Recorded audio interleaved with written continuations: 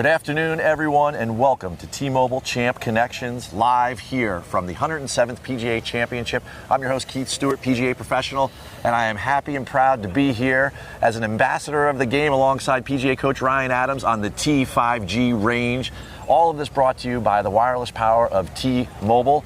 And our first candidate today to see warming up for their afternoon round, round 3 moving day here at the 107th PGA Championship at Quail Hollow Club is Adam Scott. Adam Scott is on the range. He has a tee time in about 15 minutes playing alongside his countryman Cam Davis and lefty Joe Highsmith. Adam Scott, just a stellar golf swing. Ryan Adams, right? That happens a lot, don't worry. Yeah, we've got a lot of Ryans and a lot of Adams out here. Well, it's Adam Scott for sure. He's getting ready for his tee time at 12:16. It looks like he's about to wrap up. So we're going to talk for a couple seconds about the technology that we have available for this live stream this afternoon. We're out here on the T5G range. Everything that's being brought to you today is wireless, and it's powered by T-Mobile. Even the range picker out there, Karachi, you'll see from time to time, colored in magenta, just like all of these targets, just like all these flags out here, is all capable because of T-Mobile's wireless technology. The high-resolution cameras you'll see today as we bounce from player to player on this range, warming up, it's absolutely fantastic what we've been able to do the last couple of days. And then today itself, right, we have an immaculate afternoon, but you know what, Ryan? We had a little bit of a delay today. Right. As a PGA coach, right? How would you, let's talk to the viewers here for a second and the listeners. Let's talk to them for a second. These guys are about 2 hours delayed from where they would have been at their normal starting time this morning. The range is busy. We've repaired. We're going out in threesomes. We're going to have a great show this afternoon because of that. But these guys were delayed. As a PGA coach, what's your mindset when you get that kind of news and then you were getting ready to go and now you're not ready to go? Yeah, well, it's great to be here with you, Keith, and we got a really nice afternoon here at Quail Hollow Club and on the T5G range. And I think, we had some rain earlier. It's kind of cleared out the humidity. It's a beautiful afternoon. But when you have that weather delay, I think the thing you have to think about is I can't really control the weather, right? Like, there's no way that I know when it's gonna, if it rains at my tee time, I can't really do much about it, and I just wait till I tee off, right? So you control the controllable variables, and you just let everything else kind of flow to the side. And I think that's what those players are doing, is they just, they do some stretching maybe, have something to eat, try to stay in their routine as best as possible, and then once they're ready to go, they're out here on the range hitting balls, so. Well, I tell you what, you talk about having a positive attitude there. I don't think there's a player out there that has a more positive attitude that portrays one than Tony Finau. And he's the first guy that we're going to be watching here on the live stream. So he is tied for 17th in the tournament. He's 3 under par. That's 5 off the lead of Jonathan Vegas. He goes at 12:27, so you can see that he's getting ready to go. That's just about 20 minutes from now. Now, Tony's been really solid this week so far, especially with his iron game. He's second in the field for strokes gained on approach. And that is one of those things that, Tony has a big build, right? But he gets down to that golf ball, Ryan. As a PGA coach, when you watch Tony and you think about his golf swing right here on the range, what exactly are you looking for in order to, kind of relay to the viewers that, why is Tony second in the strokes gained approach this week? Yeah, no, for sure. And it looks like you just set down an alignment stick here, and it's been a common theme we've seen on the range, Keith, is just trying to get things dialed in and trying to make sure that, am I hitting my wedges right? Am I hitting my longer irons right? And, when it comes to strokes gained, when you're hitting a lot of greens, you got more birdie opportunities, and that makes it easier to get around a club like Quail Hollow and try to move up the leaderboard a little bit today. So I'm sure that's kind of what Tony's thinking as he's warming up here. Well, you know what? Tony's one of those guys, too, that we definitely should be thinking about around this golf course because of his length, right? And as we sit here on the T5G range, Tony, as he's about to take another couple swings here, one of the things that I've always admired about his golf swing, and we talked about this a little bit yesterday, is that his golf swing tends to match his height.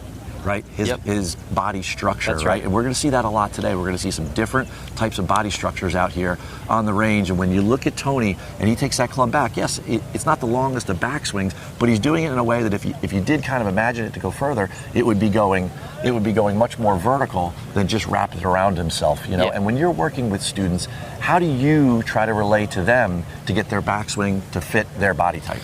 Yeah, for sure. I think the thing you have to focus on is, Tony, has had this swing. He has a little bit more of a narrow stance, as you said, a little bit short of a backswing. And I think, when you're thinking about your own golf swing, it's important to remember what works best for me, right? It's a common theme that we've talked about, here on the T5G range. But what works best for Tony is a little bit more of a narrow stance, as you can see.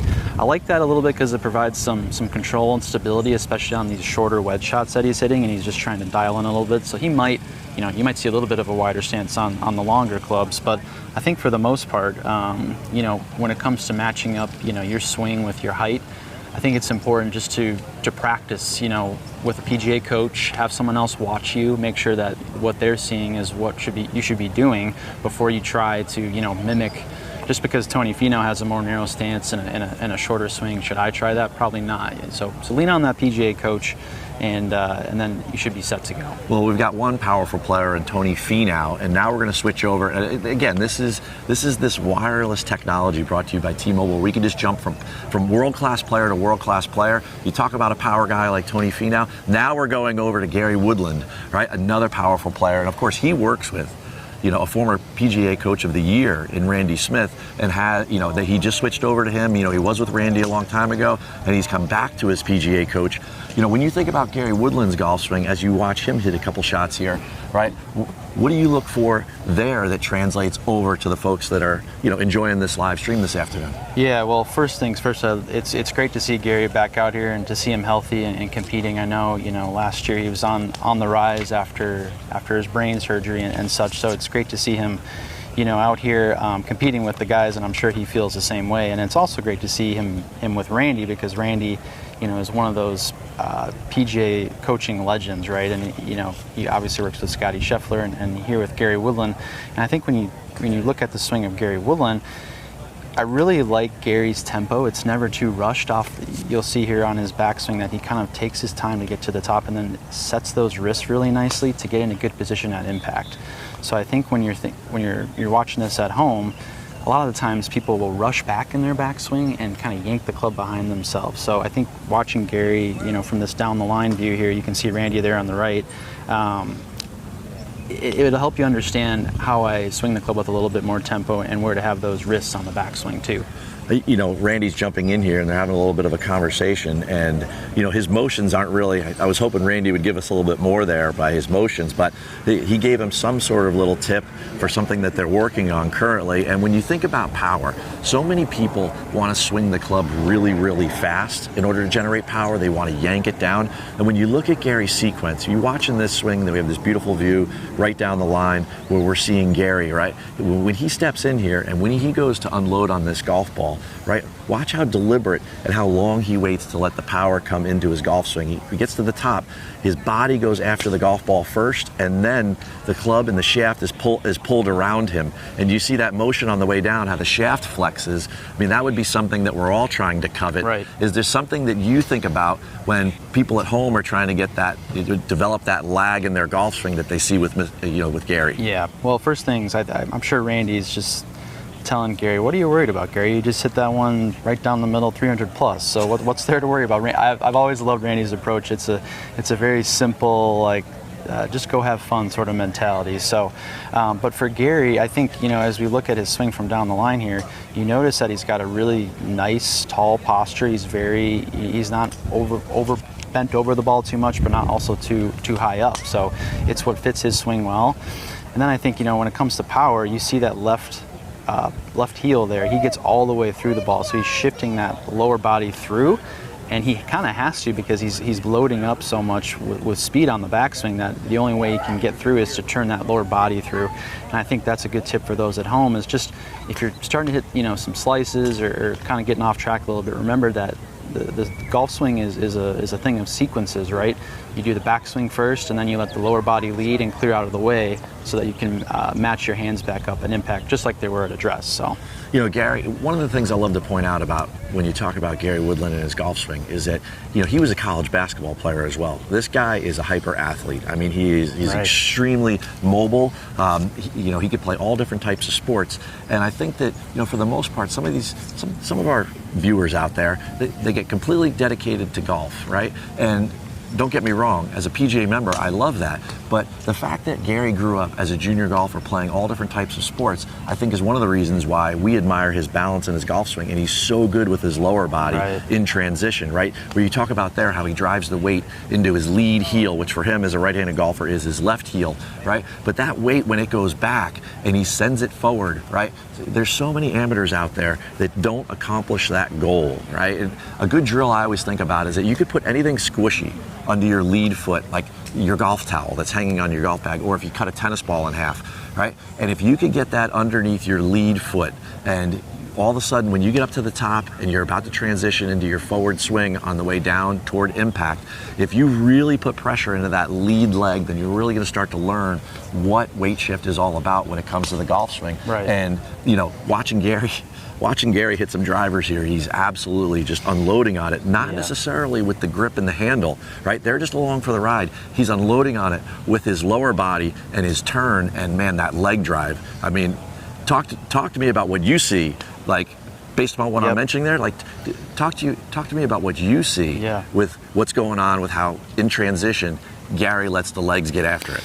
Yeah, for sure. And I think, you know, before getting into that, I just want to, this is a great shot of what a PGA coach can do for your golf swing and for your golf game. They're along with you in the journey, no matter if you're just starting out or you're trying to overhaul your swing or you're trying to break 90 or wherever you're at. Randy is feet from Gary, and he's been feet from Gary for the last half hour. So if there's anyone that can help you with your golf game, it's a PGA coach. But getting back into the swing is, I think, we'll see this probably a lot today on the T5G ranges. The guys use the ground so well, extremely well. Like they don't hop up on their toes, or they're not back in their heels. They load up properly on that right side or the left side if they're a lefty, and then they rip through, but they don't really jump off the ground. Some of them do, but for the most part, a lot of them try to use that ground to their advantage, and Gary does a nice job of that, of just staying really stable through his base on the backswing and then ripping through, but getting to that left side very quickly. So I think if there's anything you can learn at home from Gary and his driver, is just trying to, you know, use the ground to your advantage and not hop up out of the golf swing and turn back through on that back heel and then through on that left heel too. So that voice you're listening to is Ryan Adams, PGA coach. I'm Keith Stewart, your host this afternoon on the T-Mobile Champ Connections. We are live here in the T5G range, and now we've jumped over to Tom Kim. So we looked at a little bit of Tony Finau, Ryan, okay, power player, very tall. You know, we looked at Gary Woodland, also known as a power player. Now, for the, you know, those of you watching this stream, we're going to go over to a guy who prides himself more on accuracy and scoring. You know, 3 wins already in his young career. Tom Kim is one of those guys that he throws darts on the dartboard, right? I remember him the first time he kind of exploded onto the, you know, major golf world scene was here in 2022 at the Quail Hollow Club, which is hosting this year's PGA Championship. Was that President's Cup? right. Remember how electric it was? He was the emotional leader of that international squad. Now, the United States team, we took home the title, but, you know, from my experience, watching Tom then the first time and seeing his golf swing evolve, right? Tom right now, he's going off at 105. He's going off the 10th hole, so he's a little bit back in the pack. He's +1 T62.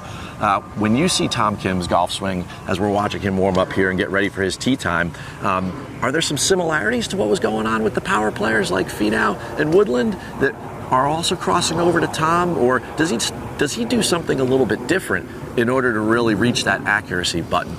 Yeah, I think, you know, the similarities start with how he's warming up, right? Like we've seen players with all sorts of tools, and Tom has the alignment stick down just outside his golf ball, and then obviously he has a little bit of technology there to help him dial in his wedge game a little bit. So we're watching here kind of from the down the line view, which I love, and I think the most important thing with Tom is that he doesn't swing with outside himself, right? Like, you know, as you said, he's a littler guy compared to a Finau or a Woodland, but he makes up for it in accuracy and making sure that he's finding the fairway, right? Like, so if you're, you know, a golfer at home and you might be struggling with distance at the moment, like the most important thing is that you're at least finding the fairway, right? And I think Tom, I've always loved that he plays his game, right, and then he takes it to the next level, as we saw, you know, a couple of years ago here at Quail Hollow in the President's Cup. Is he knows what he does well, and he just plays to his strengths, right? So if you're playing around today or tomorrow or whenever, you know, go out on the range and practice your strengths, because the most important thing before you get out on the golf course is to make sure you're ready for the golf course, right? And I think you see that with the alignment stick here with Tom and the other guys, is that they're just trying to dial in the feels of what it feels like to hit the center of the club face. And you can see there he's just working on a little bit of a takeaway move, and we got a nice view of his grip here. And you can see from this line that, checking the grip there to make sure that's good. You always check your grip. The fundamentals are so important. And then there's no rush to the swing either, as you'll see. Just very easy back and forth trying to dial in those shorter clubs. Watching Tom hit golf balls here, it's interesting. We've seen 3 now very different body types. But you know what? Their posture, the way that they address the club, the way that they align themselves, they're all very similar. You mentioned this a couple times in the last few days in these streams that were brought to us by T-Mobile's wireless technology. And on the T5G range, there's a lot of alignment sticks, right?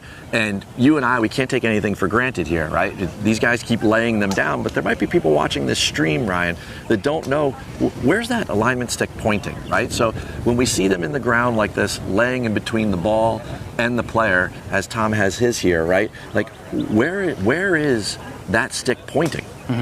Yeah, so the alignment stick is a multi-pronged tool, really. Like, you can use that to align with your target. You can use that to align, try to mimic your takeaway. So I think what Tom's doing here is he's got the ball positioned kind of close to the alignment stick. What he's probably doing is he's got it lined up to probably that white, one of those white flags out here just to the right of the T5G range screen. And he's also got it aligned just on the other side of his golf ball, and he's probably using that as a little bit of a takeaway helper.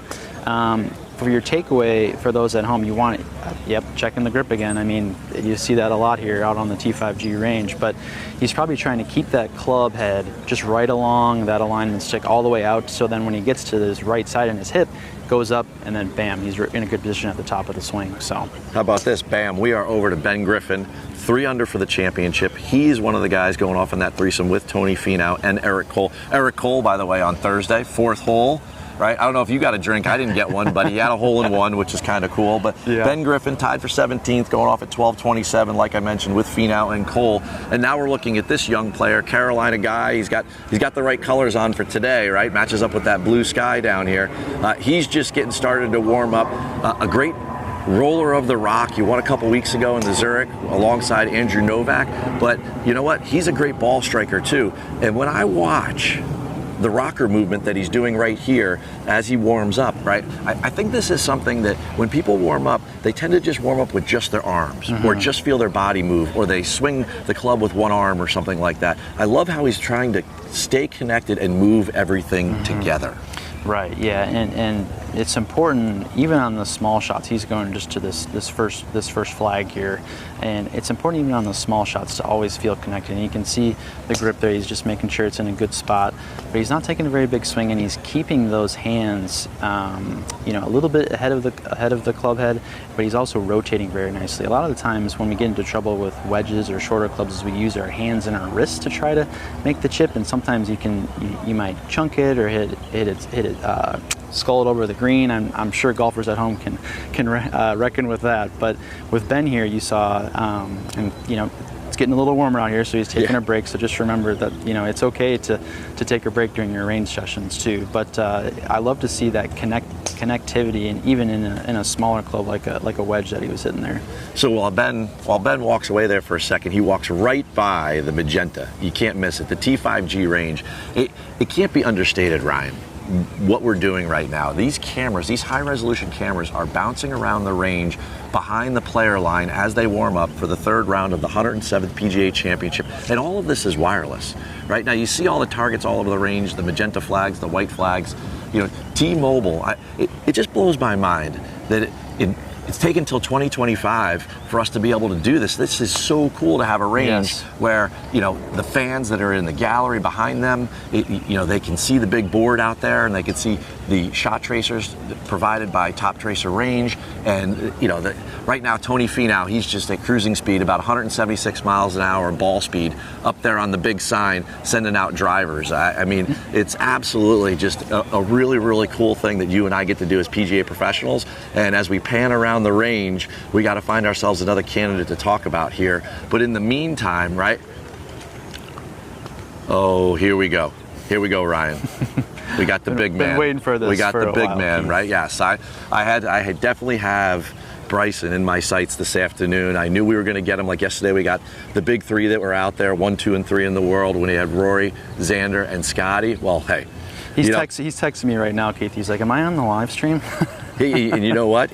He's using a T-Mobile phone in order to do that. I don't know that for a fact, but why wouldn't he? But here's the thing: as Bryson sets up, right? What do we know about Bryson? He's number one in the field in driving distance, 331 yards for all measured drives through two rounds, right? And I've walked out there on the course with Bryson. Man, he's able to attack this place. It's unbelievable. Now, the conversation around Bryson is always about experimentation, right?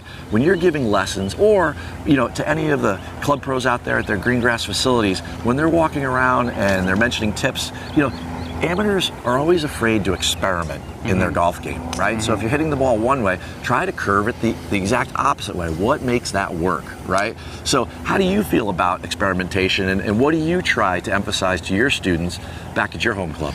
Yeah, I think, a common theme and a conversation topic around Bryson is the amount of golf balls that he hits, on the range.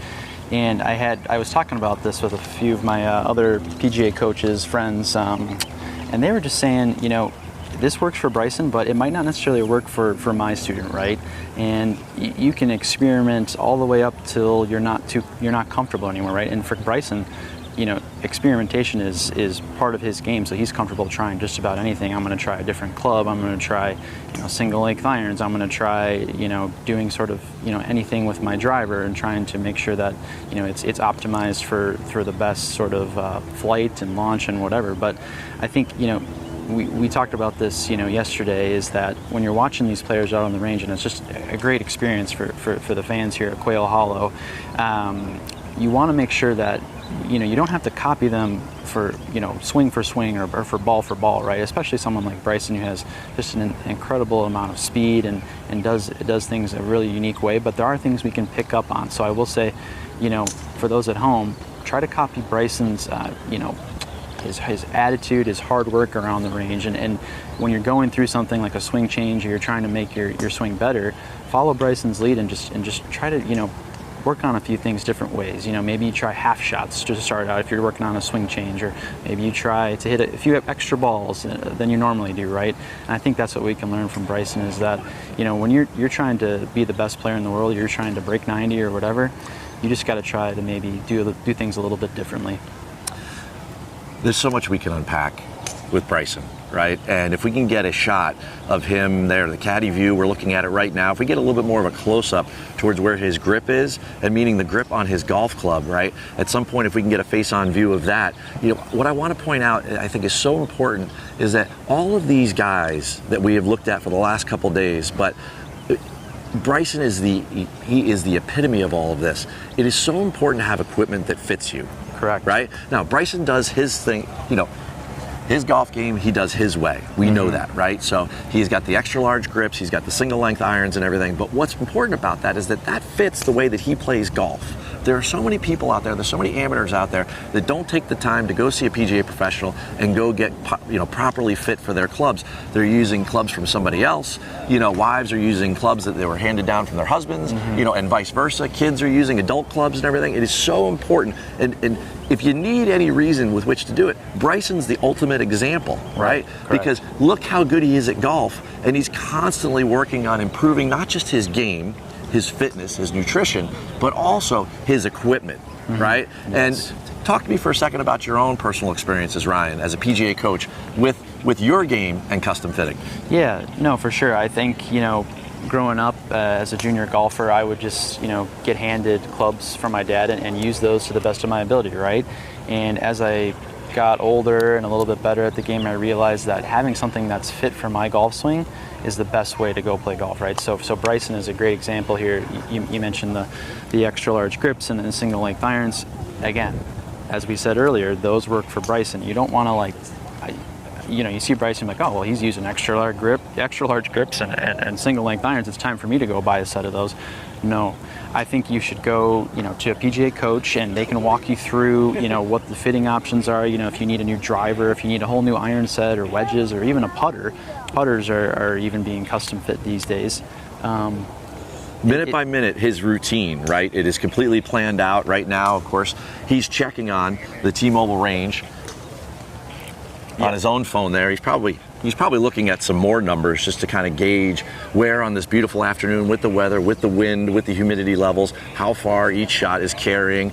But Bryson also does something that all of these guys do, and it's fun to watch him warm up, but he starts with the shorter clubs in the bag. Right. Meaning shorter in the shot of the length of shot. I know they're all one length, right? Kind of a unique situation here to talk about, but he starts out with the wedges, right? And the pitch shots, and then he extends into the mid irons, and then he's going all the way, and then the last thing he's going to hit is he's going to hit a bunch of drivers. So I think so many times people get to the range, first of all, they don't give themselves enough time, right? How many times have you seen that? People rush into the range, they don't give themselves enough time. And then the second thing is that they start with driver. Learn from the best players in the world. Bryson is sitting on this leaderboard at 3 under par. He's 5 off the lead. He's tied for 17th. You think about his last couple PGA championships, he's got 3 top 4s in the PGA Championship, right? He in the last 4 years, right? This guy's got a method to his madness, and when you watch him and you go through the bag like this, I just think it's really cool to point something like that out. Yeah, no, for sure. And I think, you saw just briefly before he's getting into the swings here, he just is taking breaks. He's someone that spends a long time on the driving range. And, we saw Xander Schauffele yesterday, arrive to the driving range, or the T5G range 20 minutes before he was about to tee off to hit shots. But Bryson's spending a little bit longer of a time here. And I think, you got to figure out what works best for you, right? So for Bryson, it's a longer range session, and it might be a little bit shorter, but regardless, make sure you get to the course in plenty of time, folks. You don't want to miss the tee time. Well, here's the thing, he's going at 12:49. You talk about that time lapse before they're going to tee off. One of the other guys in his group, Canadian Taylor Pendrith, but the third man in that group is none other than next week. We have the Senior PGA Championship. We have the defending champion there, Mr. Richard Bland, right? Now, here's a guy that's over 50, right? He is in the Young Man's PGA Championship, right, with the Brysons of the world, and he is in the same position as Bryson. So compare and contrast for a second what you see, like what's the common denominator when we watch Richard Bland swing versus what we just saw with Bryson? Yeah, I think, and that's part of what's great about this T5G range outside of the awesome technology that we're using out here, is that Richard Bland is 10 yards from Bryson, and they both have completely different swings, and they both do move at the golf ball in completely different ways, but they're both in the hunt for a Wanamaker Trophy, right? So it's so interesting to see them right next to each other, and we saw that. It was kind of cool yesterday. We had Rory and Scottie next to each other, so it's a great atmosphere here out on the range when you can get different types of players and different types of games right next to each other. Well, Bland is the Senior PGA champion. He's given himself a little more time, it seems like, on the putting green, because he's gone. So we got to go back to Bryson. Everybody loves Bryson here on the T5G range. The stands behind him, they are packed. Fans are lining, the gates surrounding the range here, all just to see him and the leaders. And of course, the world's number one will be out in a little bit. But as Bryson starts to work his way through the bag here, right? We've touched on this theme a little bit in the live stream the last couple days. The follow through, the shoulders, the chest, right? How much he turns.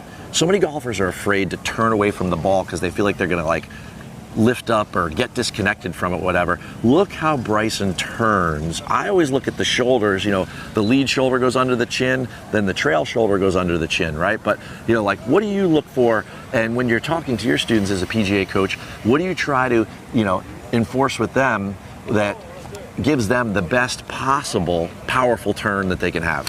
Yeah, I think, there's a couple things that, we talked, you talked a little bit about the shoulder turn and stuff, but it doesn't you don't really start turning your shoulders until you take the club away from the golf ball, right? So Bryson does a nice job of a wide takeaway off of the golf ball, right? And he's not getting his hands behind his right hip or his left hip if you're a lefty, and he's actually taking the club out versus in, and that gets him set up at the top in a good position. And then he knows that, okay, I'm in a good position at the top. All I need to do is just make a full turn, and then I'm off to the races, right? And he has just tremendous distance throughout the whole bag, and it's the same swing, even though he has a single length irons, and that's what helps him kind of, do some good repeatability with his shots, right? Is he's able to, just copy the same sort of fundamentals. And I think if he knows, he's one of those guys that if he knows what's going on, he plays at his best, right? It's a very contrasting style to someone like Rory, who's just kind of more of rolling with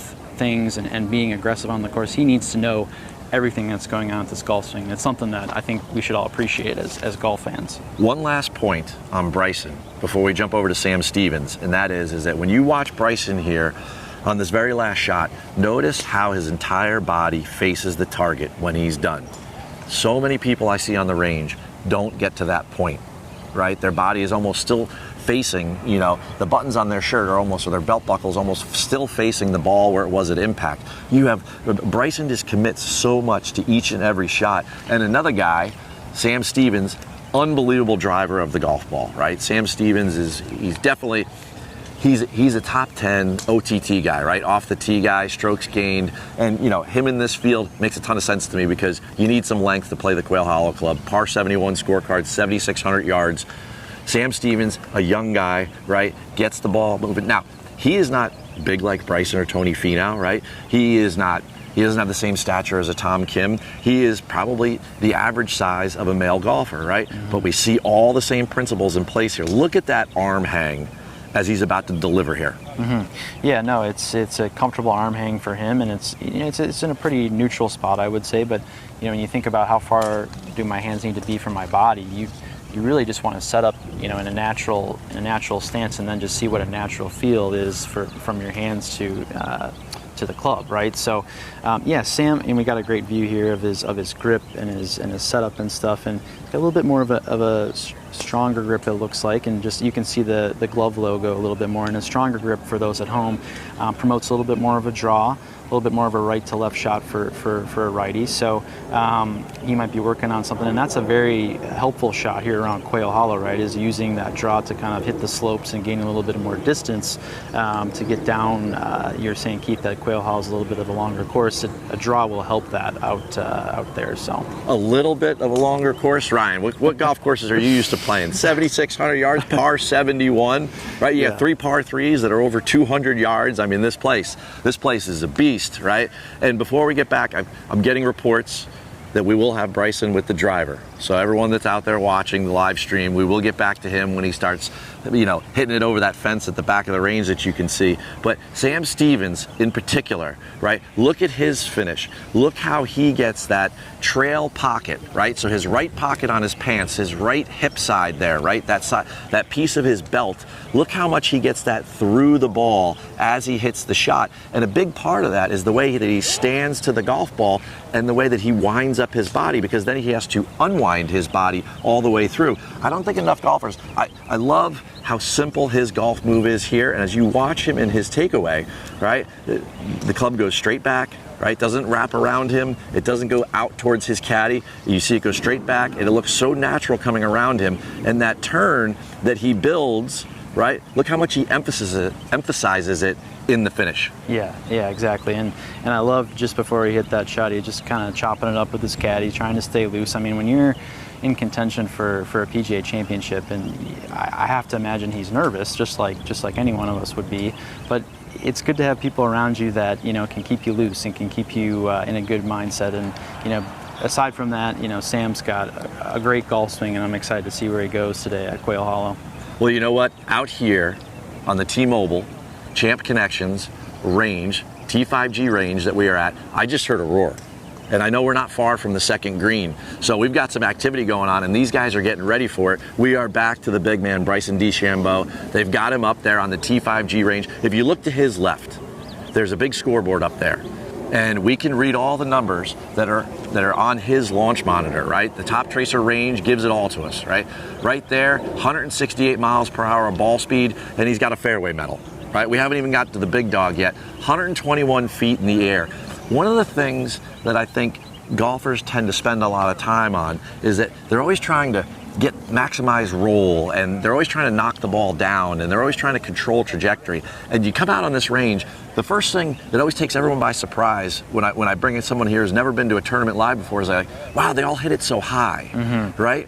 What is it about Bryson's golf swing in particular that you think helps him launch it so high? Yeah, I think he's always had placed an emphasis on the numbers and the data. So he's looking at his launch monitor and seeing, what did I just do there to accomplish the shot that I want to hit? And you can see for his swing, he's got a really good angle of attack that promotes that high ball flight. And he's always played a high ball flight.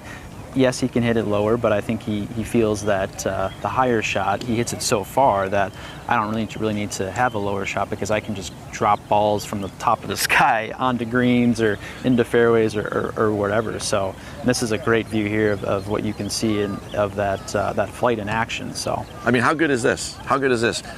Bryson is the navy blue stripe for everyone that's live streaming this at home, right? Bryson is the navy blue stripe as he hits it. We get a side-by-side shot of this. Up, here it goes. Yeah. You can see right there on the leaderboard, you can see the numbers change. 175 miles an hour ball speed, 295 yards of flat carry. So you can see that this range is a little bit uphill, but oh boy. You saw it. You saw it, Ryan. Yeah, we got to get excited. That was far. Oh, here we go. Yeah, and here's the thing. Another really important key is that the first swing he takes with the driver here, folks, it's not going to be the full send, right? Mm-hmm. He's going to start to warm up. This one's just going to be basically like cruising speed, and he's going to start to hit the ball harder and harder and harder until he walks off and he heads to his tee time, which is at 12:49. Using the driver, yep. The big man, Mr. Yep. DeChambeau, yep. PGA coach Ryan Adams. Tell me what you see. Yeah, no, I think, I've waited a long time to give some driver analysis on Bryson, and I think, what you see is what you get, right? There's a lot of speed, and as such, he hits it very far. That last one was 314, with 188 mile per hour ball speed, but it's a very simple motion, right? You can see what I kind of always loved about Bryson's swing is the club shaft all the way down to the club head is kind of like almost connected in line with his arms, right? When he goes back, like it's a straight line back on that arc, right? And he goes pretty much, it's almost like a robotic motion, if you will, where it's like a straight back motion and it's straight down to the golf ball. And I think, that's what he's always done, and that's how he always hits it so far, is he's hitting it absolutely in the center of the club face. And, for those at home, maybe have a friend or your PGA coach take a few videos of your swing the next time you're on the range and just take a look at where's your club head going on that arc, right? Like, am I going too far inside? Am I going too far to the outside and trying to reroute back down to impact? Bryson is just like one motion back, one motion through sort of thing, and that's how he hits it so far. 324, 187 again. 187 cruising speed. Yesterday I did see him get up over 190 in his morning warm-up, which was before the T-Mobile Champs Connections T5G range show that you're seeing us do right now. The length. It's such an advantage here at Quail Hollow, right? This is the second time the PGA Championship has been here. 2017, it was played in August. This year it's played in May. In May, we've had some rain. Mm-hmm. We dealt with a delay this morning. Kerry Haig and his championship team, they've done such an incredible job. Keith Wood, the director of grounds here, right? They've put this golf course together, but you're not going to get the rollout with the rain that we've had. Right. We've had inches of rain just in the last week, right? I think it's so important, and why Bryson has such an advantage here with his length is that when people hit the driver, they don't use the tee as an advantage, okay? When Bryson's launching that golf ball to get it 140 feet in the air at apex, 140 339 there, right? 187. Well, 140 feet in the air to maximize that carry. He swings up because the ball is up. Right, the ball is on a perch, it is on a tee, and that is so important. So many people swing the driver down through the ball. Right. What I want you to watch for here, everyone, that's on the live stream with us, when he comes through, he is actually making sure that club face, when it strikes the ball, is going up toward the sky, right? And when you see people on the range hitting down on it with their driver, Ryan, what do you try to recommend as a PGA coach in order to get them better launch conditions? Yeah, I mean, the simplest, and just one thing I'm noticing here with Bryson is he hit that drive, 339, and now he's basically might be playing a golf hole because he's getting closer and closer to his tee time. So I love that. If you're at the range, before your round, maybe think about that first hole or the second hole of your round and hit your driver, then you're in the fairway, right? Or you're in the left rough or right rough, and then you're hitting an iron, and then you're hitting a wedge, and then you're moving through your bag according to how you're going to play the course. But going back to the drive, I think for those at home, just kind of trying to tilt your shoulders so your back shoulder is a little bit more below your front shoulder. That'll help you kind of angle back a little bit and launch the drive a little bit higher. But as we see him kind of move through probably the middle iron here, he's trying to, I think he knows, okay, I'm going to need that drive obviously today, but I'm also going to need to hit the ball close to the pin, right? And I think he's trying to mimic the distances he'll have out on the golf course and try to get close to the flag for some birdie opportunities. So, well, you know what? If there's one aspect of Bryson's game that hasn't been as good as his driving and his putting this week here at Quail Hollow Club, it has been his iron game. So it makes perfect sense to me that he transitioned back to that after he was comfortable with the driver swing, and he saved some energy. It's nice out here today, but it is warm. It is North Carolina, and it's May, and he's conserving some energy, and he's got to work on that iron game a little bit more. If he's going to take home this championship, he sits right now 5 strokes behind Johnny Vegas, T17, 3 under par. He's got to work on that iron game. One of the guys, maybe not the most popular name out there, but now he's playing full-time last year, and he won here in North Carolina at the Wyndham Championship. We're talking about Two Gloves Aaron Rai. He is an accurate iron machine. He is an approach machine. There's no doubt about that. He did it over in Greensboro, over there at Sedgefield Country Club, right? It's no surprise to me that he is out. He's in that same score group with Bryson, T17, 3 under par. He's going at 1 p.m. with Garrick Higo and JJ Spawn. I mean, that's a ball strikers group right there. If we want to go walk with them when we get done with this live stream, watching JJ Spawn and Aaron Rai. All right, so we're going to jump to Aaron Rai right now. And one of the things is that you mentioned this last couple days to me, right? Swing your swing, do your thing, right? Golf is your game, right? It's an individual sport. Touch upon the fact that Aaron Rai does use 2 gloves when he hits shots. Right, yeah, and I think, Bryson and Aaron Rai are great examples because they both swing their own unique golf swing, right? And I think, 2 golf gloves is certainly unique. I think he's probably the only tour player out here that does that. But you're wondering, what can I copy from a guy like Aaron Rai? It might not necessarily be 2 gloves, but maybe you're not using a glove at all. And a glove, for those at home, can really help you with control and grip on your golf club. So maybe he feels more comfortable with 2 gloves. I'm sure at some point he had 1 glove and he transitioned over to 2 gloves and he just was striking it so well. It's like sometimes you just stick with what works, right? And I love this angle right here. We're kind of seeing him working on the takeaway. He's got a very neutral grip, and he's trying just to feel, like we were talking earlier, I don't want to get too far inside, right? Because if I get too far inside, then I get stuck on the downswing and I can't really get the club past my hips, and then I have to use my hands to match the ball up. Versus that's actually a miss, Keith, that I struggle with a lot, is the push and the hook, is that if you get stuck there, it's hard for you to match up with your hands. So that takeaway is really the money part of the swing to make sure you don't get off track.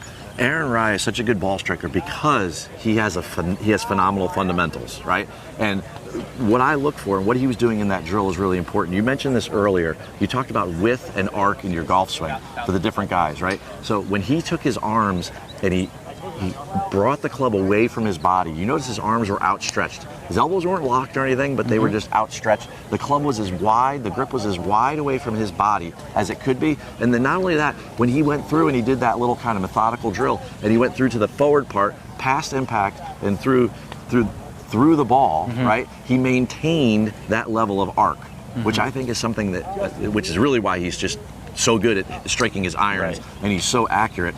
And I've seen Aaron out on the range a million times. He's always got devices out there letting him know where he's aligned, what he's doing. Another guy just like Bryson, he's very detail oriented, and I think a lot of times golfers, they just do a lot of things by like happenstance, right? Watch how methodical he is in his backswing and then the delivery of the club. He's got those arms working in the V like we talked about yesterday. It's just a phenomenal move. Yeah, and this is a great angle of that V, what he's making with his arms. That's something to remember, kind of an interesting follow through there. Maybe he's working on something, but that you'll see it here on the next swing is keeping that V very together and compacted, like if that V starts to break down in your swing, that's when you know you're kind of getting in trouble. So what we mean by that is the V from the shoulders down through the grip. It's created just naturally with your golf swing. So if you can maintain that V, at your takeaway and then up towards your backswing and then even down near impact, it'll make you hit the ball a lot straighter, a lot more true of a flight, and you'll be hitting a lot more greens too, like Aaron Rai. I just love that move right there. The extension of the golf club going straight away and his arms and everything working together. If you could copy that move at home, folks, if you have room in your living room, it's Saturday, you're not at work, right? We're live streaming this thing. This is T-Mobile, right? You're probably on a mobile device. You're probably on an iPad or something like that. Get yourself in a position where you prop that thing up and start to mirror some of these moves. Aaron Rai is an incredible ball striker. And if you yourself can copy that move in his takeaway and in his follow-through, then you are going to strike the ball a lot more solid. And when you look just past him there, that magenta color on the T5 range sign always gets me. But guess what's just starting to crawl across? It's starting to crawl across out there, right? Karachi's out there. Everybody's loving this thing. MVP. The real MVP of the range staff here. These guys don't hit golf balls without Karachi. So It's a remote picker out there. I'm sure you all can see it. It's just a little ways out there, magenta in color, and there's no driver to that. So all of you that love to hit the range picker, to hit the driver, and hit that cab, right? You're not going to be able to do that, but it's still a great moving target. Now, thankfully, targets in golf are not moving. Right. So as we get back to Aaron Rai and he starts to move into the later part of his warm up, and he's got a fairway medal out now. He's obviously going to hit it way past Karachi, but look how he's using the same exact fundamentals with which to hit the golf ball. Yeah, and one thing I think you see too is he's actually standing on an alignment stick. So I think what he's trying to do there is feel that his weight is in the middle and the balls of his feet. Right. It's a fantastic feeling. Right. Where have I heard that?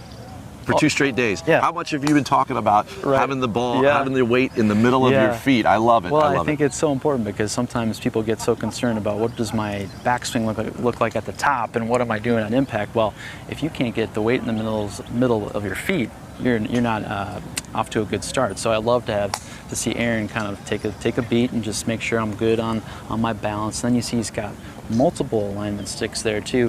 One going across, kind of probably trying to promote a good ball position with his driver.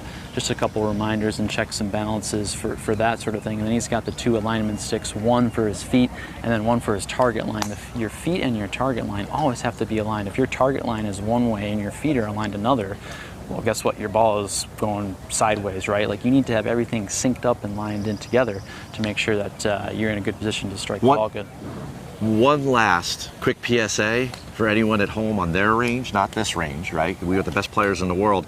After Aaron Rai, he hit his shot, he was going out to chase his tee. We do not recommend that. Don't walk out to the forward part of the range. All right, we're jumping over to Ryan Gerard, North Carolina native.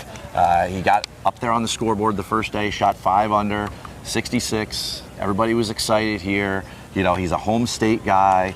Another guy like Ben Griffin, he's got his Carolina blue on every day. You gotta love what it means to all these guys. Ryan Gerard has burst onto the scene the last couple of years. UNC graduate, great Division I golfer, right? Much like a lot of these guys that we know, we understand their golf swings. Like some of these newer swings, like an Aaron Rai, like a Ryan Gerard, right? What's the common denominator that you see in this live stream right now?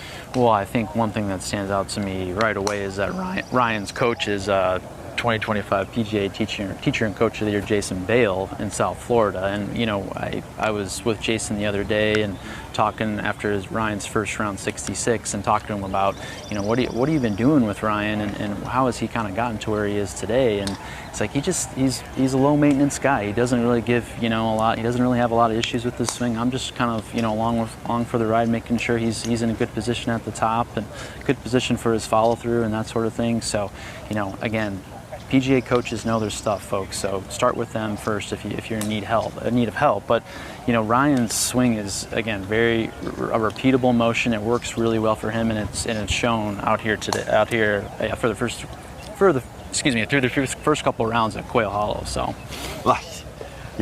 you're a bit humble there when you say PGA coaches. They kind of know their stuff.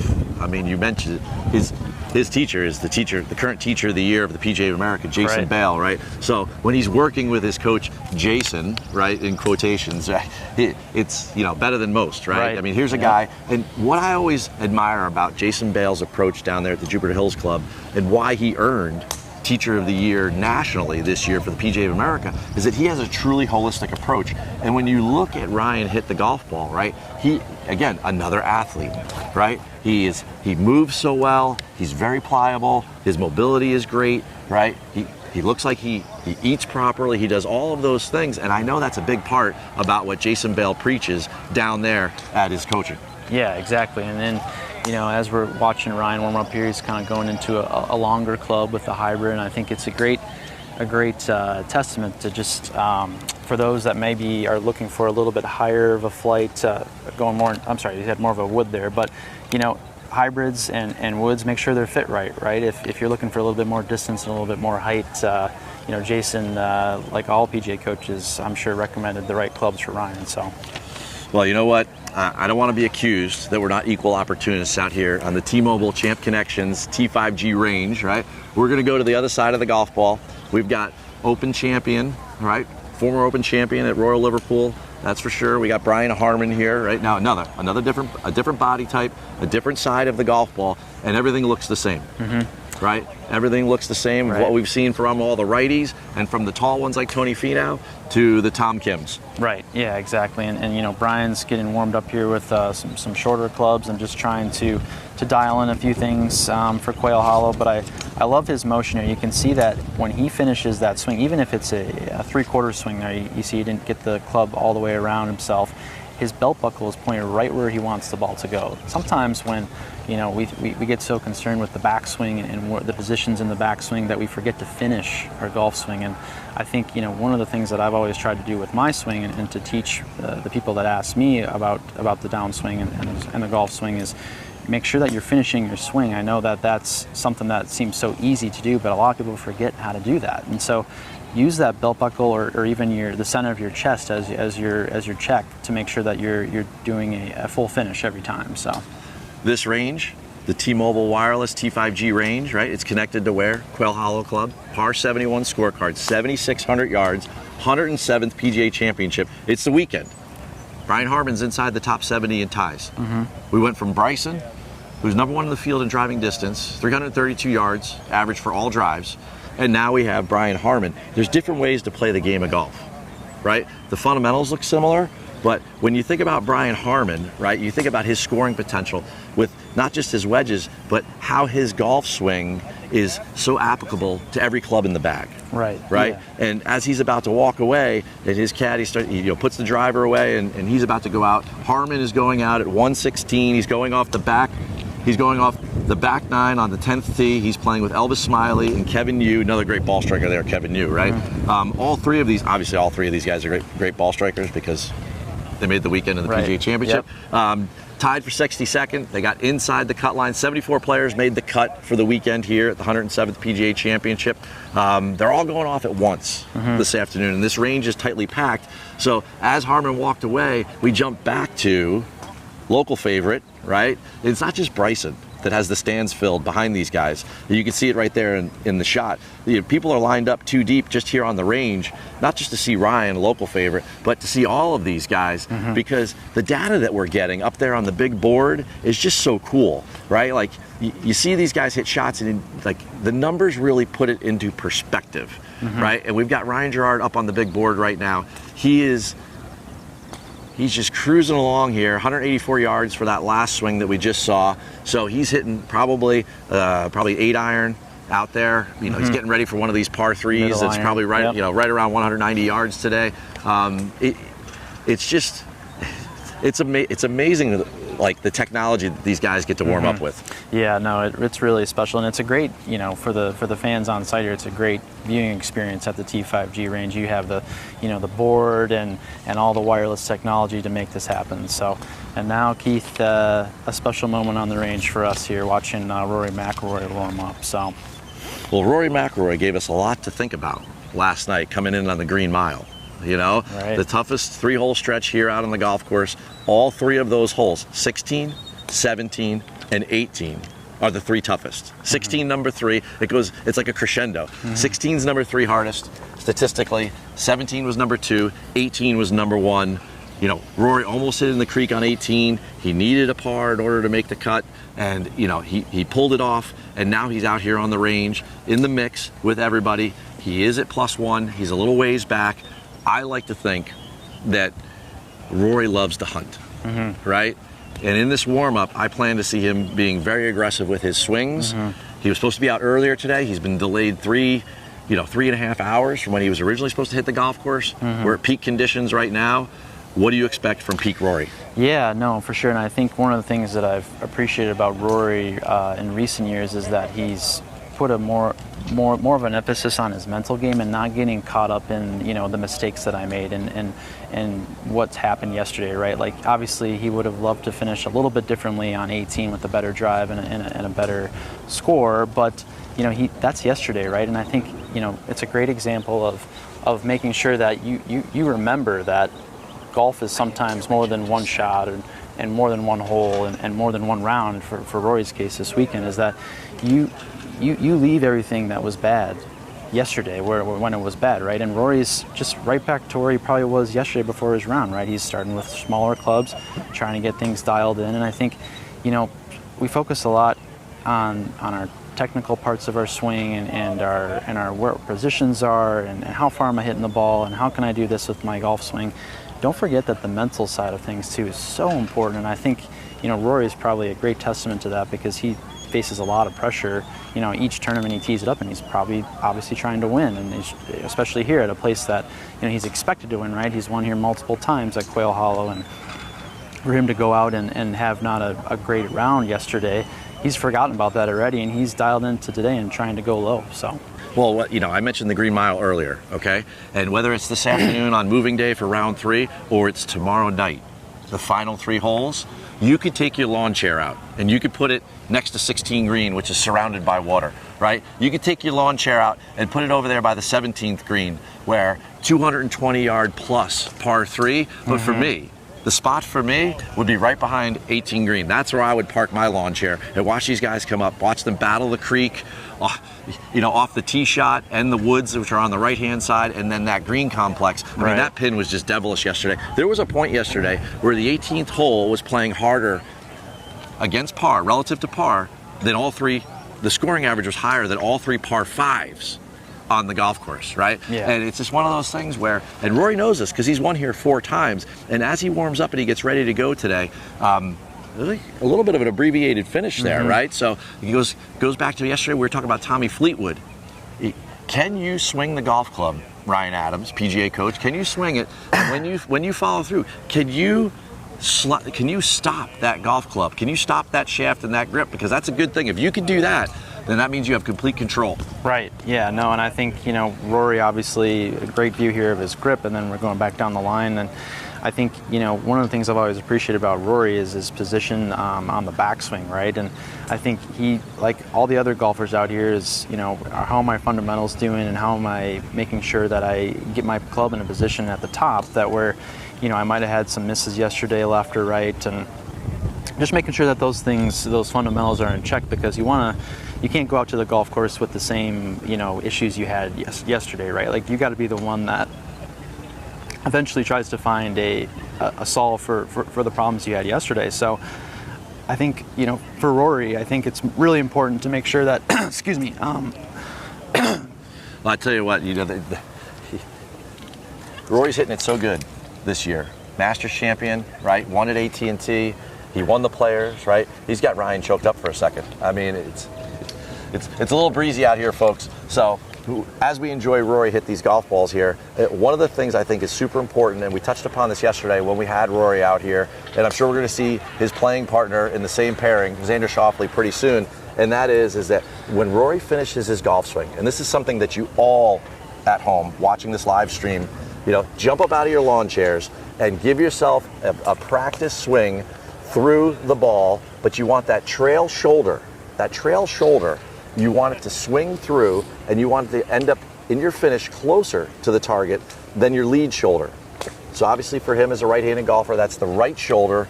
You can see it there. It's It's emphasized in every single move through, right?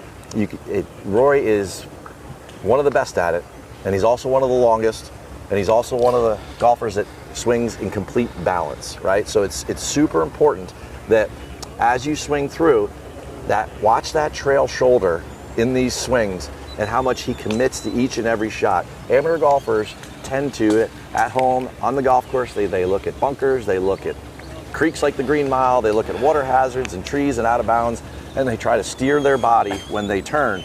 But the fact of the matter is that once you set up, like Rory here, in perfect fundamentals, and you take the club back, you've got to give it a full send. And a good drill for doing that is that when you're at home, like right now, you can pull out a golf club, go someplace where there's not a ceiling, right, where you've got plenty of room, and get in your address position.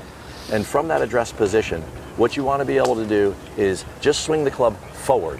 Just swing it forward. Don't do a backswing, and it will show you how far your body needs to move and follow through, like what a true follow through feels like. And it's just such a simple little drill that you can do right here while you're watching the live stream, and it's really going to make a big difference in your golf game.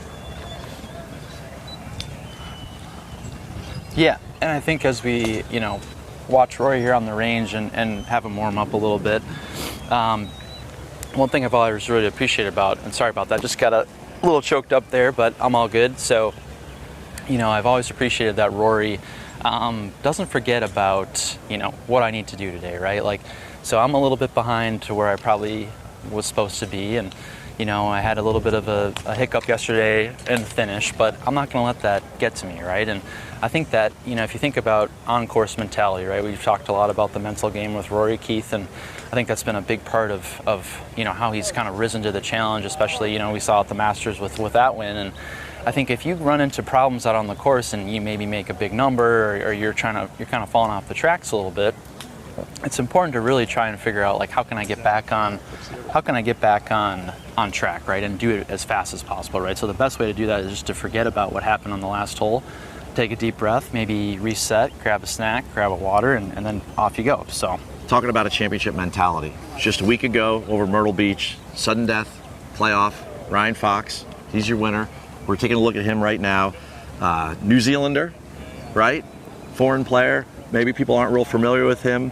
When you watch Ryan Fox's swing here, right here on the T5G range, right? What are some of the keys that you pick out real quick that somebody at home could copy? I know I've got one, but I want to throw it to you first, Ryan Adams, PGA coach. Yeah, for sure. And I think, another common theme here is he's got the alignment stick down, and we'll see here, from this down the line view is that, he's got a really good stance, and I think it's very important to remember that.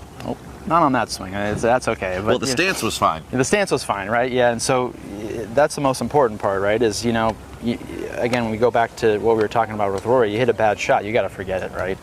If you're thinking about that bad shot you hit on the range, out on the golf course, like, there's no shot that you're going to be moving up the leaderboard today. So he resets, and he goes right back into the same thing he just did, right? Stance together.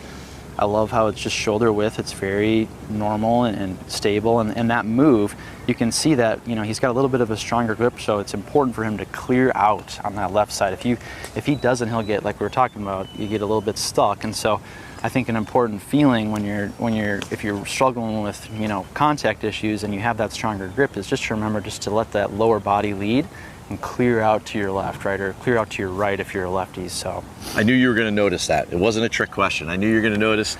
Foxy is much like a DJ, right? Much like a John Rahm.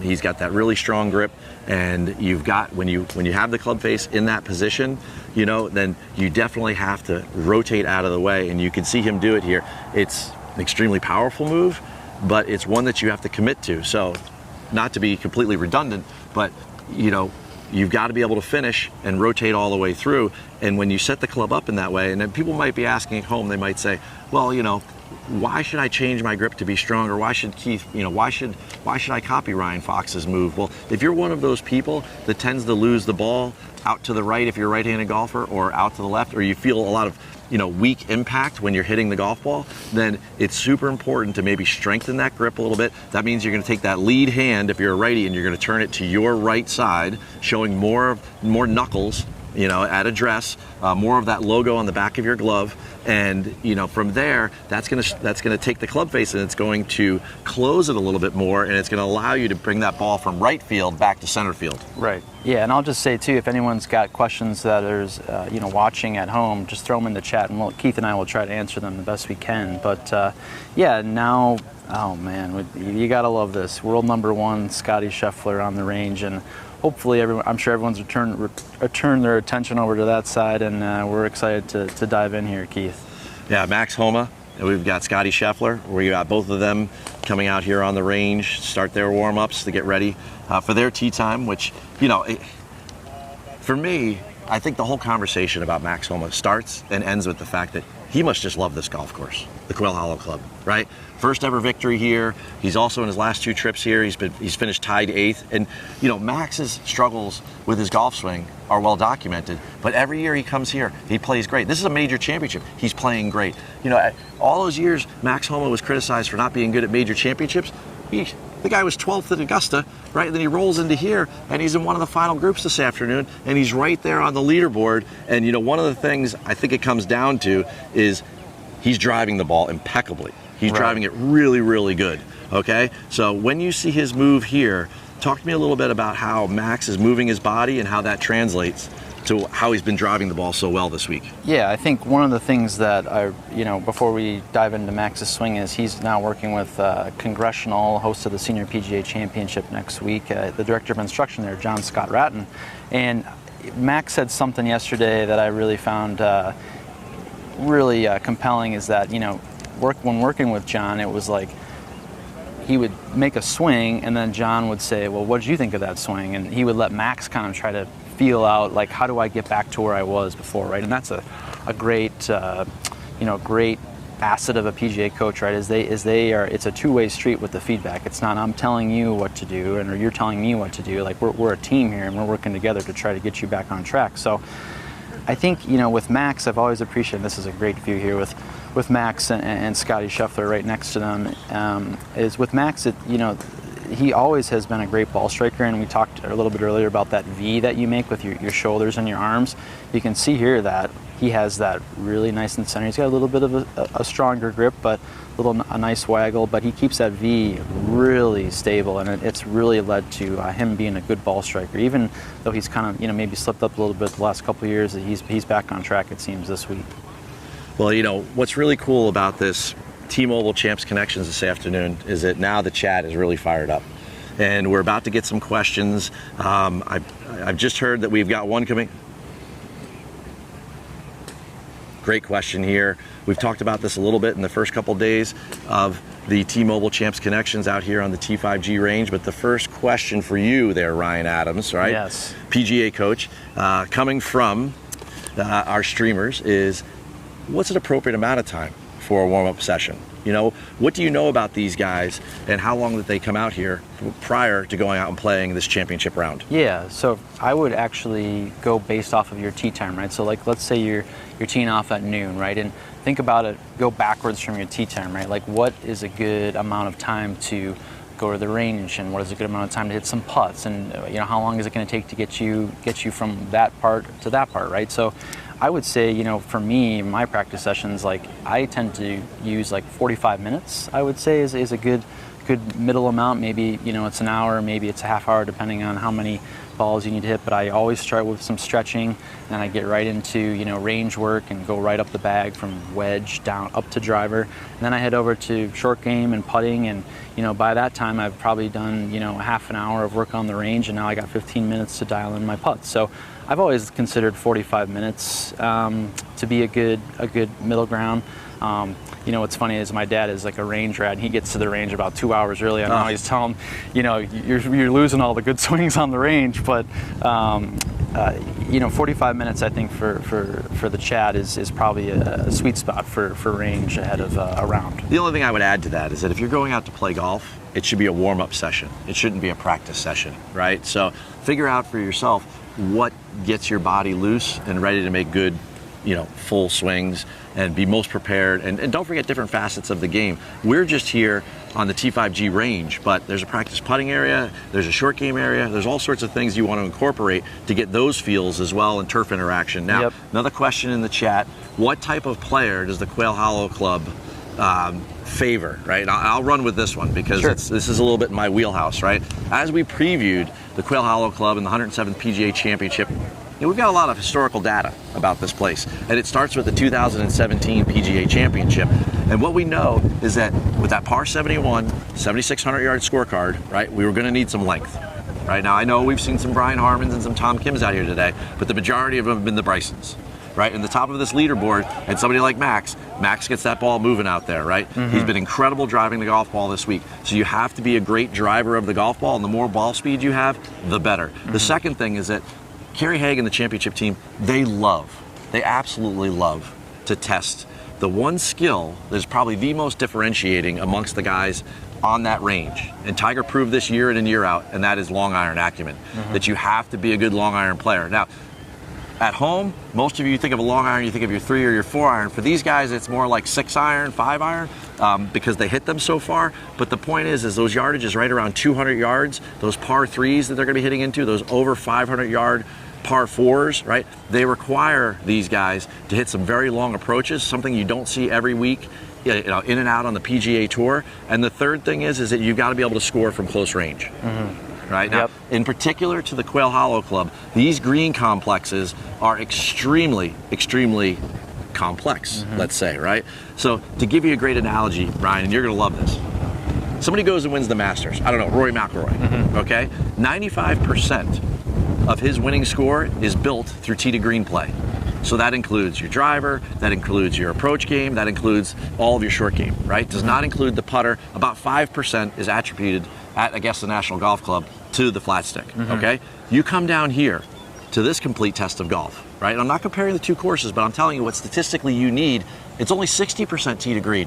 The greens here, good putters can make putts here, and we've seen it, and we've seen guys not miss putts and not make the weekend, right? So for those at home in the chat that are, that were trying to understand what type of player you're looking for, maybe, I don't know, maybe someone catches your eye, maybe you want to throw a little sprinkle around this weekend, right? On some head-to-head matchups or something, or you're just, you're going out to play in your weekend foursome and you want to have a little conversation. I mean, those are the things you need to focus on, and those are the players that we are going to find, player that's going to be hoisting that Wanamaker Trophy come tomorrow evening. Exactly, and I think the two players you see on the screen here with Max and Scottie, and then you got Randy Smith there moving down to check out Scottie's swing.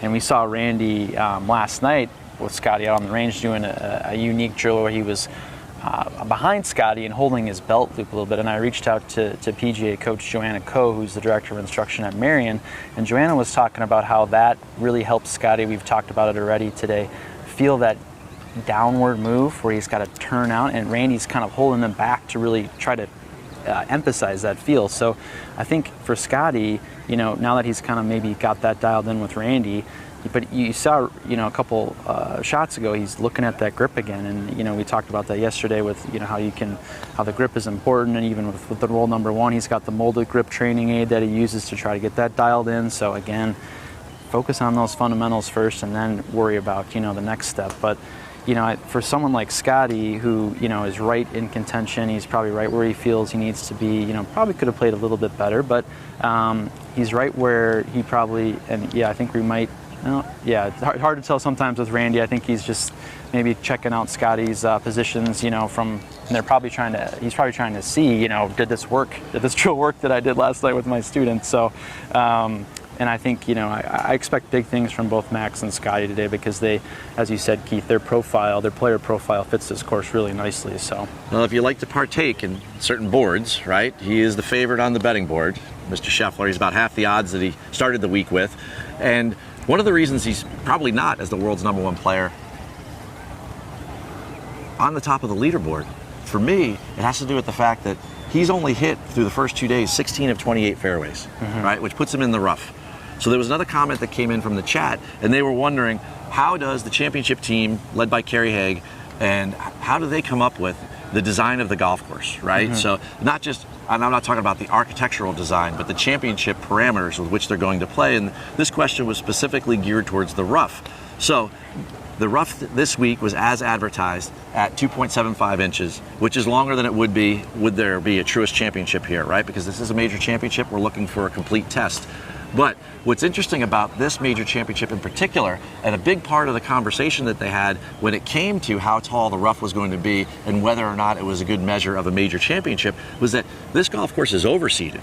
It's May in North Carolina, and we've got a beautiful day here, but the grass didn't grow today, right? They had to come in here and they overseeded the grass in the rough, which would normally be Bermuda, with ryegrass, right? And that's what gives it this beautiful look. But ryegrass is dense, it's uniform, it doesn't need to be 6 inches tall, right? Right there at about 3 inches, you'll see it this afternoon. And Scottie is witness to this because he's missed a bunch of fairways. He's hit it in that rough, and you'll see even the best player in the world when he's chopping it out.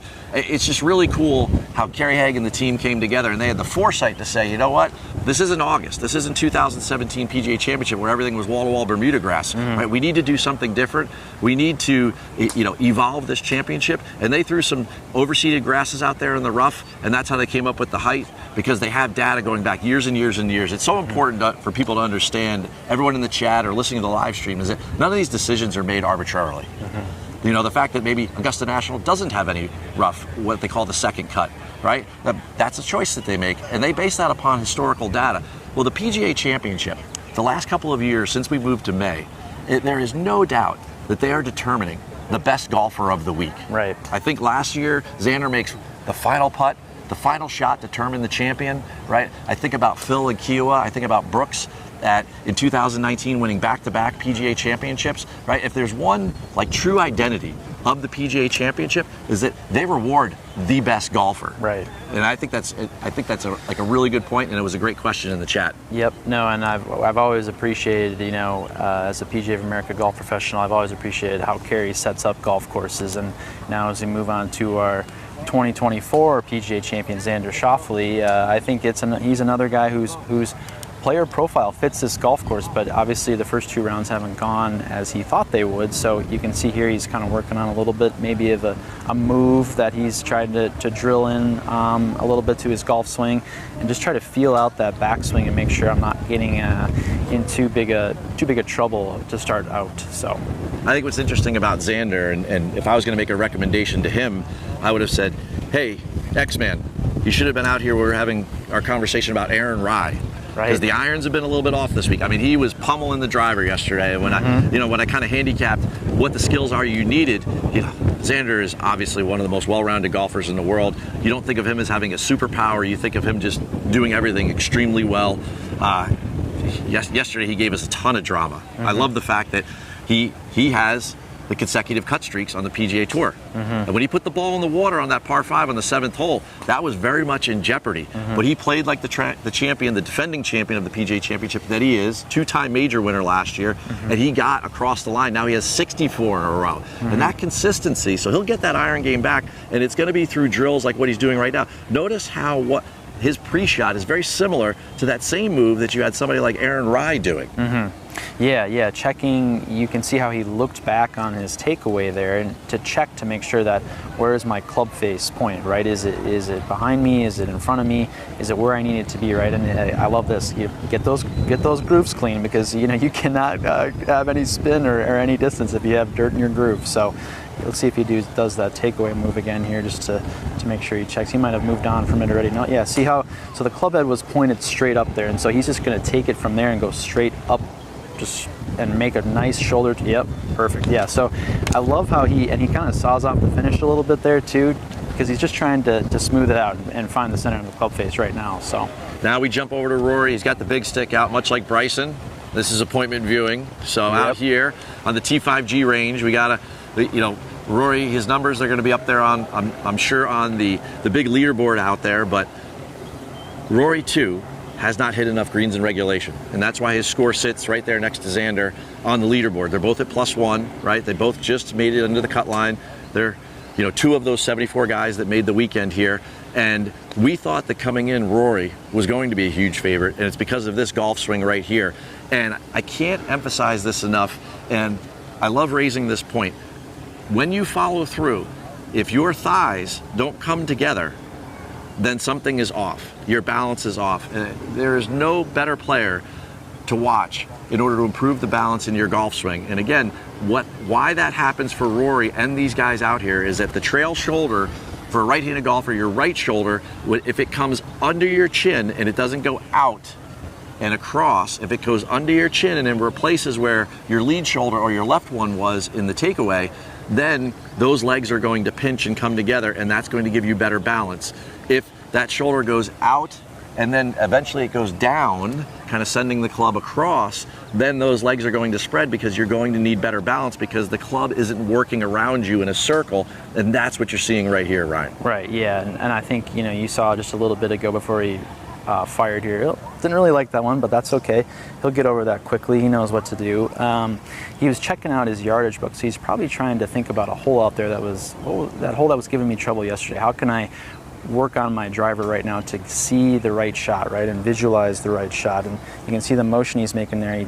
I need to get in a good position with my hands, and that requires my lower body to just be out a little bit more in front. So sometimes Rory just gets a little quick, and I think that's when he gets off track a little bit. But he's one of the best players in the world and can dial things back in pretty quickly. And so I think when you saw him checking the yardage book there, he's moved on to game mode, right, Keith? Like, he's focused on, if I'm going to make noise this weekend and crawl up the leaderboard, I need to hit this driver much, much better. So how can I do that with the holes that I'll face today? And I want to jump in and further that point just for a second, is that there's a lot of times you're playing in a tournament, multi-day tournament. If you're watching this at home and you're live streaming us today on the T-Mobile Champs Connections here on the T5G range, it's really important that you understand where you stand in the tournament, right? You can't be blind to all of that. Rory's in a position where he can just swing and let it go, right? He is not trying to hold on to a lead. He's not trying to preserve a lead. He has got to play aggressively. He has got to go out and make birdies, right? And sometimes that's a really positive position to be in. It's a little bit easier not to have as much worry and to think that, boy, I could play aggressive today. And here's the deal. If he swings aggressively and he makes more bad swings, he wasn't in good position to begin with. But if he builds a little momentum, which he hasn't had in those first 36 holes, he builds a little momentum, he and Xander might start feeding off one another, maybe even Chris Kirk in that group, right? The three of them, they might feed off one another. The crowd's going to start to feed off of them, right? They're going to be at a different part of the golf course from the leaders, and they're going to let the leaders know what they're up to. Right. A Rory roar here at the Quail Hollow Club. It's different, right? We've heard it. We've heard it 4 times on Sunday, right? Yeah. As a victor at this place. So I think it's important that sometimes you have to look for opportunities to let a little air out of the balloon as a player, right? Golf can get very stressful at times, right? We're thinking about holding the ball out, shot after shot after shot. Rory can play almost fun golf today because, again, if he keeps playing the way he is, well, he'll be here tomorrow and he'll be done and he's gone, right? Yeah. But if he has some fun and he attacks and he starts to see a couple of results, that's going to free up even more, and then that's going to have him help climb the leaderboard. Right, yeah, and I think, Rory is one of those golfers who's kind of I would describe as a momentum golfer, where he kind of builds and builds and builds, and sometimes that can be a negative and sometimes that can be a positive, but when it's if you have a strong mental game, you can turn that momentum into positivity, right? Like, even if you have a bad hole, you try to just washes away and you're moving on to the next thing, right? And then you try to hit a good shot, and then you hit a good shot after that. And I love how Rory, takes advantage of that momentum and stays aggressive, right? Like, he has as we described yesterday when we were watching him, he has that all gas, no brakes mentality sometimes on the golf course. And I think, for someone who's pretty far down the leaderboard today, he needs to have that mentality to really make some noise. And I think it wouldn't surprise me if he gets off to a fast start. I think he's really motivated, especially after how he finished yesterday. And so it's great to see him dialing in here with some of the shorter irons that he'll probably have as a result of those longer drives. Well, it's getting to be that time out here on the range, right? The man just walked out, our leader, Johnny Vegas, right? He sits at 8 under par. He's atop that leaderboard. After 2 days, he was atop it after the first day. He had a little bit of a shaky finish yesterday, and in his interview, I liked what he had to say. He said, hey, I played pretty well today. I'm not going to let one hole spoil it. I think that's a great attitude that people that are out watching this live stream should take to the golf course. I mean, so many times early in their round, you let a hole spoil what you're doing. Johnny Vegas has 2 more rounds to play, right? And he's going up against Scottie Scheffler and some of the best golfers in the world. Max Homa. Matt Fitzpatrick, major winners, U.S. Open winners. So, the fact of the matter is that I loved his sentiment in his post-round interview, and I think that mentality, if he can manage it, right, and keep his expectations one shot at a time, like he's doing, being deliberate here in his routine to start out. I mean, he's an impeccable ball striker, right? So if the putter flashes at all, you're going to be cashing your chips with Vegas. Yep, that's right. And you see here, another common theme. We got the alignment sticks, but I love how we've seen different use of the alignment sticks today, and dropping down another one where, he's got one alignment stick that is pointed at his target, and he's aligning that with his feet. And he's got another stick that's pointed for his ball position, right? So sometimes, as you move through the bag, you do different ball positions, right? Like for your driver and maybe a fairway wood and hybrids and longer irons, you want it more towards the front of your stance or your front foot so that you can actually get the ball and launch it a little bit, right? But as you get closer to those scoring irons, those middle irons, lower irons, and wedges, you want it kind of more in the middle, maybe even a little middle back sometimes if you're trying to work on some crisp contact. So I love how he's got that, the perpendicular alignment aid there to just really like, hey, this is a reminder of where my ball should be in my stance when I'm hitting this club, right? And it wouldn't surprise me if he slid that left and right throughout his range session here. So, hey, there's two things about, I definitely want to talk about the alignment sticks there for a second, but you got to mention the fact that this guy's from Venezuela, right? This is absolutely, golf is such an international game. The 107th PGA Championship brings golfers together from all over the world. You look at the top of this leaderboard, you got Mathieu Pavone from France, right? PGA Tour winner. He won the Farmers at Torrey Pines. Again, another very demanding driver golf course, right? Long golf course. Makes sense that he's doing well here. And of course, now you've got Johnny Vegas here from down in South America. The two sticks. So many times, amateurs, they go into the shop, they ask their PGA pro, their PGA coach, they say, where's the ball position go? All right? This is it, folks, right here. Okay? You lay the two sticks down at a perpendicular angle, right? And then you put the ball in line with the one that is between his legs. That's pointing at the ball for him. And he can move side to side, and you keep the ball in line with that, but then you move your body so that he knows where his ball position is. And it makes a big difference, even at Johnny Vegas's level, who's leading the second major championship of this season, right? If the ball gets a little bit too far back, then what's going to happen? Well, the ball flight's going to start more out to his right.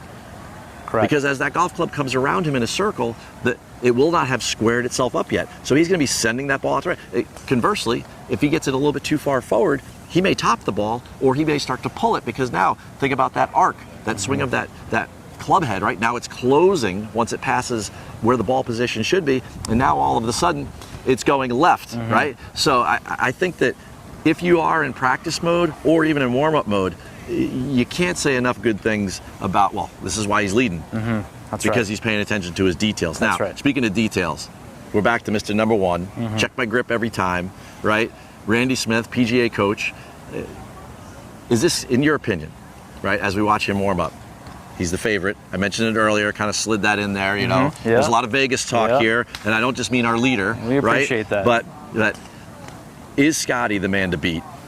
He's 3 back, right? Tied for 5th. Is he the man to beat in your mind? Yeah, no, it's hard to argue with that, honestly. I think, it all depends on kind of the people around him, but you got to think that, Johnny Vegas, Matthew Pavone, Matt Fitzpatrick, Siwoo Kim, and Homa all know who's right behind them, right? It's a little bit of that 2000s Tiger sort of vibe where the world number one is quote-unquote lurking. So how do I make sure that I play my game and not let him kind of pass me by, right? And I think, Scottie, while he might not be great off the tee this week, he's always put an emphasis on making sure that he's has great control of his irons and that he's pin high all the time, right? And sometimes when you're approaching a green from a par 3 or you're in the fairway or whatever, sometimes you're like, I'm going right at the flag, right? Like there's no, what do I got to lose? But if you're 15 feet left of the pin or 15 feet right of the pin, and you're pin high, you got a good shot at birdie, because that's it's an easier angle for you to make that putt, right? So I think Scottie is always, what I've appreciated about his iron game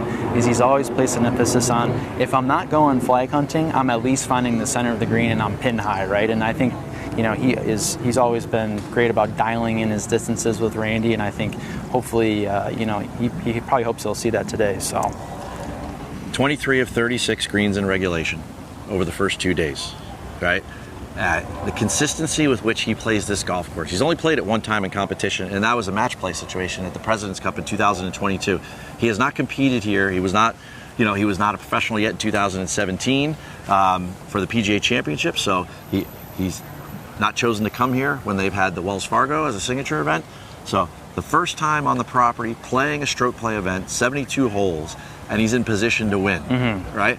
How is it that he gets his game to translate, even though he had to learn the golf course basically this week from a stroke play perspective? Right. I think, he has a game that translates to virtually any golf course because, like we've been talking about all afternoon here on the T5G range, is that he sticks with the fundamentals, right? Like Randy, I'm sure if he saw something wrong with Scottie's grip, he'd be like, hey, let's stop for a second and we're gonna make sure the grip's in a good position. If he saw something with his stance or his finish or whatever, like Scottie is so dialed in, and Randy is his number one assistant probably with that no matter where he goes, he knows that he can compete because he doesn't have to worry about the fundamentals. I check those every time. They're in a good spot, so I have a ton of confidence to be able to, no matter if I played this course one time or I played it 1,000 times, I know exactly what I need to do to get to the top of the leaderboard.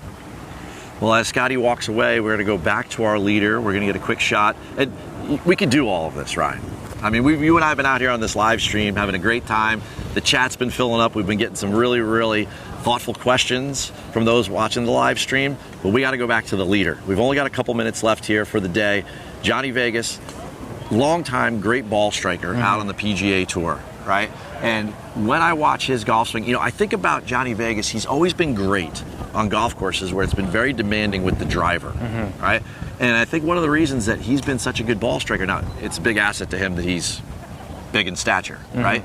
But he also swings the golf club very much under control, right? I see a lot of, and this is gonna sound crazy, but I see a lot of Tommy Fleetwood in what he does, right? Like the shaft is always under control, it's moving with his body, the sequence allows him to deliver it and control it. He could do one of those drills like Aaron Rai was doing, right? The V is working with the body, and I think that's why we always see Johnny around when the golf courses get really hard. That's right. And he doesn't qualify for every major championship. He had an injury for a period of time about 18 months ago, but he's back.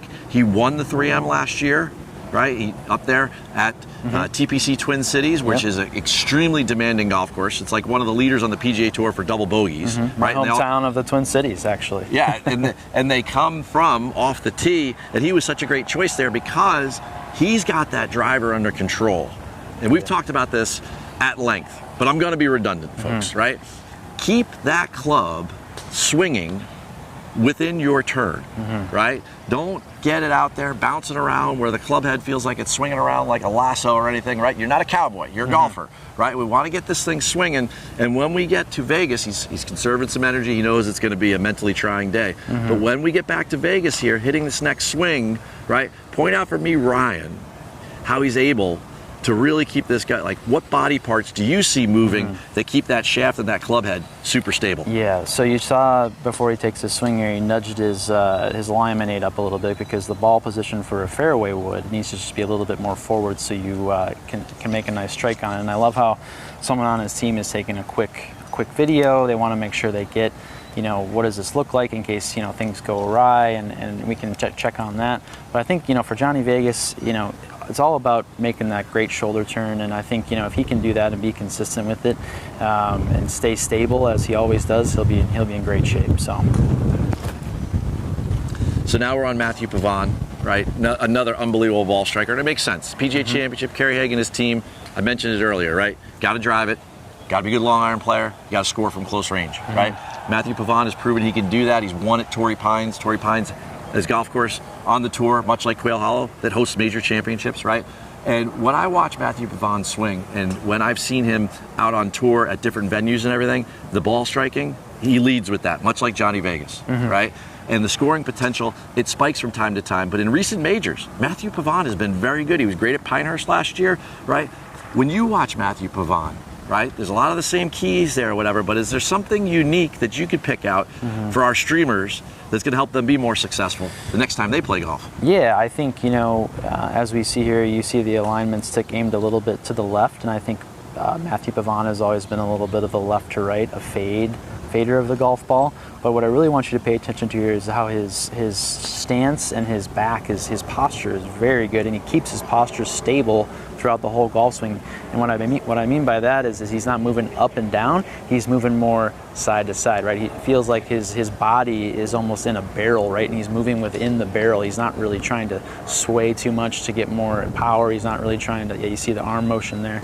And we're looking at the screen there, and he's consistent, right? Like, and with that sort of swing, that's what you see a lot of. And you can see like left to right, left to right, left to right, right next to each other, right? So when you can find a swing, a shot shape that works for you and works well, and there's another one a little bit lower, a little bit of a fade, if you can find something that works well for you, whether it's a fade or a draw, you got to stick with it, because that's how you can score out on the golf course. You see the technology here popping up again, this big leaderboard that's out here for the fans. The stands are full.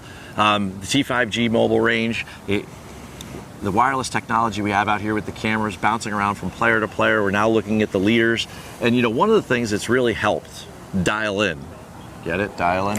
Dial in Matthew Pavon's game. And we just saw him there a second ago. He was kind of looking over his student, and that is another former PGA professional teacher of the year nationally, and that's Mark Blackburn. Right. Yep. Yeah. No, it just goes to show, even in the biggest moments on major championship stages, there's a PGA coach behind the people at the top of the leaderboard. Randy Smith, Mark Blackburn, John Scott Ratton, they're right there alongside their players, and I can't think of a better example for you golfers at home to go with a PGA coach too. Well, you know what? Before we wrap today here in the T-Mobile Champ Connections, we got to go back to the man of the moment, right? We've got Johnny Vegas. He's out there hitting driver, and he has been very, very good with that driver this week. He's at 19 of 28 fairways, but he's kept the ball in position, and when he's missed with the driver, he's missed small, right? And a big part of that for me comes back to the fact that look at the way that he warms up. Right. He's questioning, and he's determining and being very detail-oriented with his ball position. Right. Right, with his stance, with his alignment. Right. I can remember years ago, I was a golf professional at a place called Isleworth Country Club down in Windermere, Florida, and I got to see Tiger Woods practice, right? And he would always say to me, you know what, Keith, I don't ever want to hit a good shot to the wrong place, right? That doesn't work for me, right? So what works for him and Johnny Vegas, we're going to see out on the golf course all afternoon. Round 3, moving day. Any predictions? Who's going to be the leader at the end of the day, Ryan Adams? My money's on Scottie Scheffler and Max Homa. I think they're climbing up the leaderboard, and they're going to stay up there for the final round. So I think we're going to get a great final pairing tomorrow. Scottie, Bryson, Homa, they'll all be involved. And I know you and I will be back tomorrow out here at the T-Mobile Champ Connections on the T5G range. Thanks for watching, everybody.